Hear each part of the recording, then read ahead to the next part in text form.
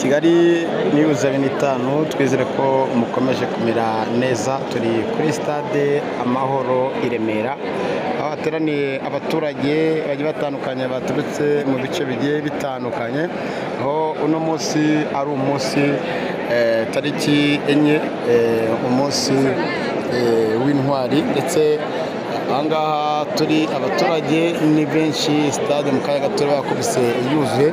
Turabibutsa ko nyakubahwa Perezida Paul Kagame akaba ari umukandida wa FPR Inkotanyi, mu kanya araba yinjiye muri iyi stade nziza cyane, stade ugijemo bwa mbere kugira ngo umenye ngo urinjirira he cyangwa urasohokera he cyangwa ubwiherero buri he. Bisaba abashinzwe kwinjiza abantu kukubwira ati naha, ariko nabo usanga abenshi na benshi nk'uko babona bacangagiye. Twizere ko meze neza rero, umuhango wose muraza kuwukurikira 5/5. Uruhande rwa hakurya ni muri VIP, haraza kuba harimo abayobozi bagiye batandukanye mu nzego zigiye zitandukanye.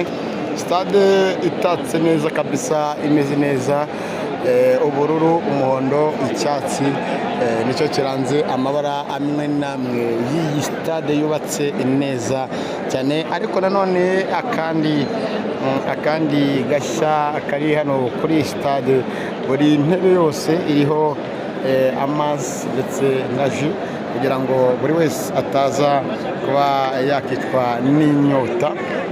Hanyuma rero na update nari ndimo ndabaha, ndetse ibigenda byose bikurikirana ndagenda bibagezaho. Ariyo mpamvu nibereye ahangaha rwose, niberanga stade imeze neza cyane muri rusange.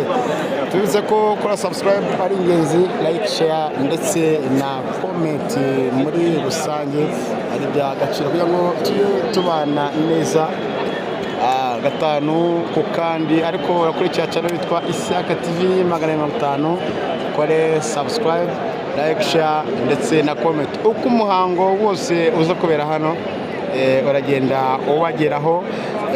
Ubu na update nabahaga mu kanya gato. Dutegereje nyakubahwa Perezida wa Repubulika Paul Kagame ndetse n'abandi bayobozi bagiye batandukanye, ndetse n'abashyitsi muri rusange. Ariko nanone dukomeje kwibuka tuniyubaka jenoside yakorewe abatutsi mu mwaka w'1994, tuvuga ngo ntibizongere ukundi, kavuga ngo never again. Reka tugaruke mu kanya, video zigiye zitandukanye uragenda uzikurikirana live kuri Kigali News 25.